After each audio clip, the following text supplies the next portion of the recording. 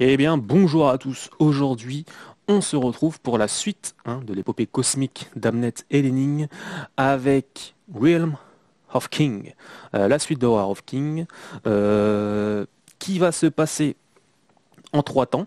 Donc, on va avoir un petit début, pas un sorte de prologue, mais un petit début sur du coup cet univers qui a été créé entre guillemets, oui, où un portail a été ouvert suite en fait au combat qui opposait Flèche Noire et Vulcan. En fait, il y a une brèche qui s'est ouverte suite à l'explosion de cette bombe, la bombe T que Flèche Noire avait fait avec le pouvoir de Flèche Noire. Et du coup, on va avoir Kassar, lui, qui va voyager dans cette brèche pour voir ce qui se passe de l'autre côté. Et c'est là qu'il va découvrir cet univers où la vie a gagné contre la mort. Rien ne meurt. Et c'est un petit peu glauque, un petit peu dégueulasse. Et ils vont appeler ça le cancerverse, où on va retrouver. Bon, de toute façon, je peux pas spoiler vu que bon, vous avez la couverture qui montre l'équipe de ce cancerverse qui est un petit peu une forme de, c'est un petit peu les Avengers du côté obscur, voilà, qui sont tous un petit peu pas zombifiés, non, moi je trouve, ils sont pas zombifiés, mais ils ont une part assez noire, assez sombre.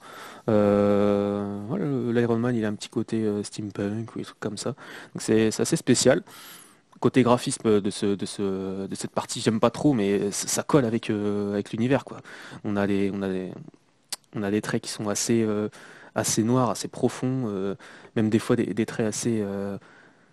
On a l'impression que les coups de trait sont assez forcés, quoi. Je sais pas. C'est assez spécial, mais ça colle avec l'univers du Cancerverse. Et après, le récit va se couper en deux. On va d'un côté, on va suivre les Inhumains et les Cris, et de l'autre côté, on va suivre les Shi'ar ou les Shaiar, ça dépend comment vous l'appelez. Du coup, après, suite à ça, nous, on va se focaliser sur les Inhumains et les Cris, donc suite à ce que Kassar va entreprendre.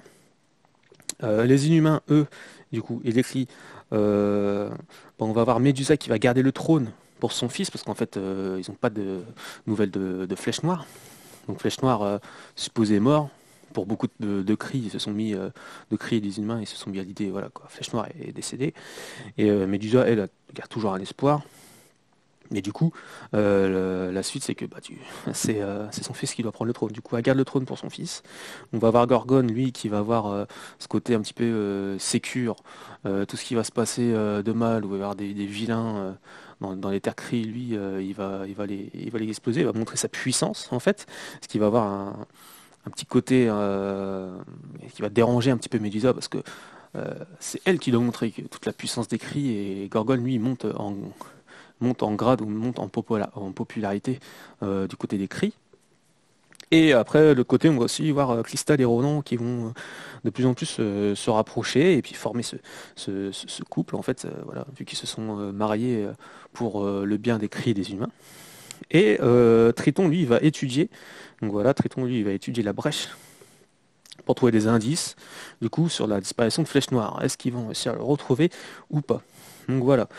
Le peuple Kree, eux, vont se faire, à un moment donné, attaquer par des droïdes qui sont contrôlés par des personnes pour qui la guerre est le pire affront. Et de l'autre côté, les Kree, eux, il y aura des Kree qui vont tout faire pour faire un coup d'État, en fait, contre les Inhumains. Mais qui est derrière cela? Bon, ça, je vous laisse le découvrir, hein. On va retrouver aussi Triton, du coup, lui qui va chercher dans cette brèche. Il va revenir avec son équipage, mais qui est contaminé par le cancerverse.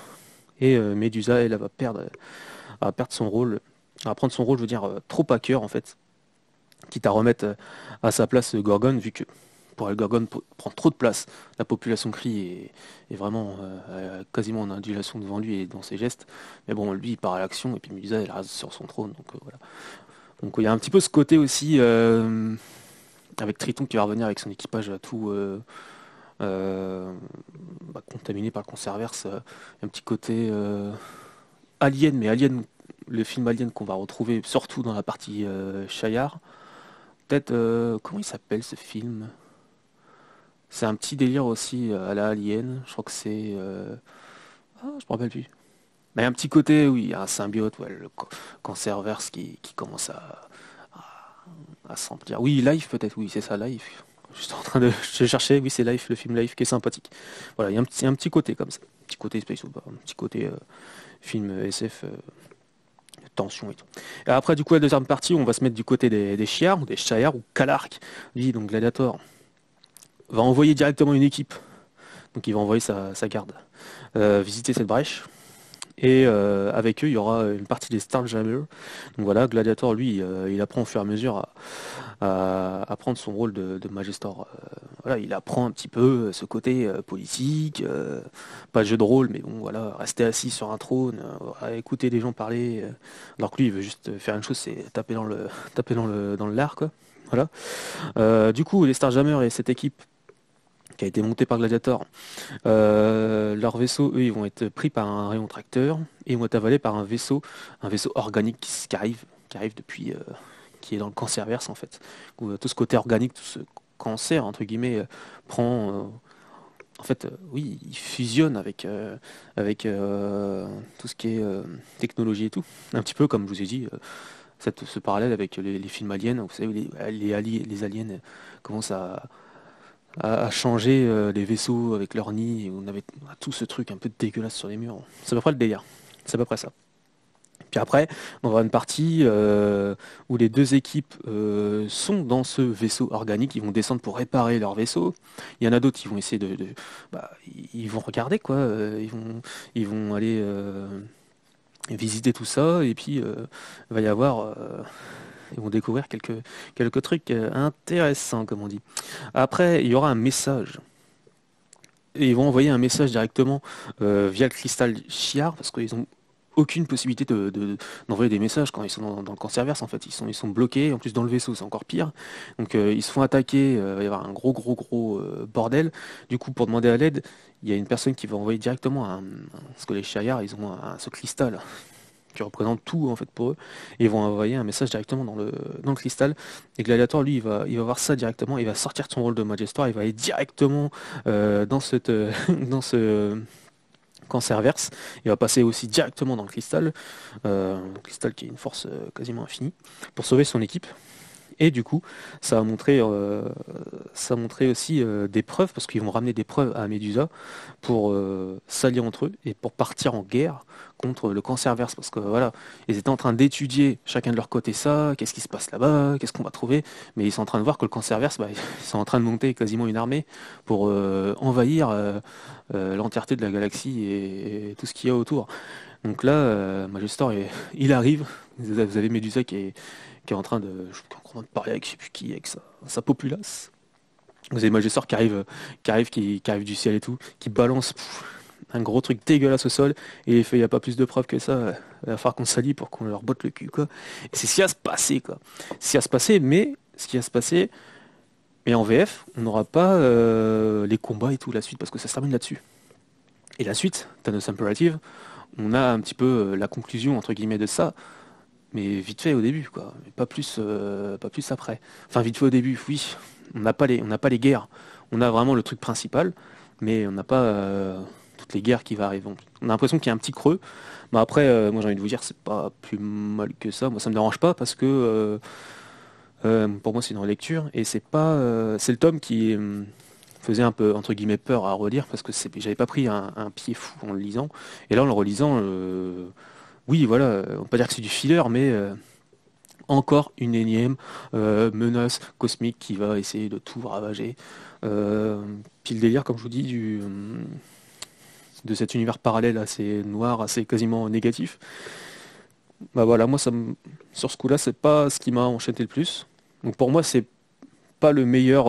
Non, c'est pas du tout, c'est pas le meilleur, mais ça se laisse lire, et ça reste plaisant à voir, parce qu'on lire de l'Inhumain et du Shayar. Bon, c'est assez rare en VF. Il y en a, mais c'est pas non plus bondé. Ça reste sympathique. Quitte à lire un Realm of Kings, vous avez du coup, le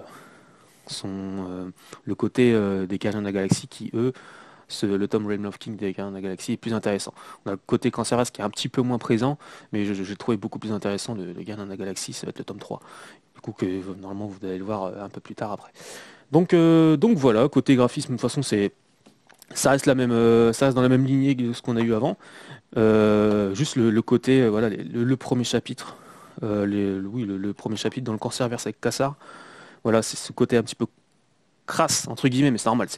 Voilà, vous avez l'ancrage qui est assez, comme je vous ai dit, qui est assez fort, qui est assez spécial, un petit peu même en dot art à un certain moment pour ce côté un petit peu ombrage et tout. Mais voilà, ça reste voilà, sympa à lire, mais sincèrement sans plus. Juste pour avoir un peu plus de lore au niveau des clis, des humains et du Shire, mais sinon, voilà quoi. Après, ça va être intéressant, après, ça va être important aussi pour la suite, pour Thanos Imperative, qui sera juste après. Donc voilà. Donc moi je vous laisse là-dessus. On se dit à la prochaine. Mettez un j'aime, un commentaire, si vous avez des questions, si j'ai dit des bêtises, dites-le moi, il n'y a pas de problème. Et on se dit à la prochaine pour un prochain avis comics. Salut.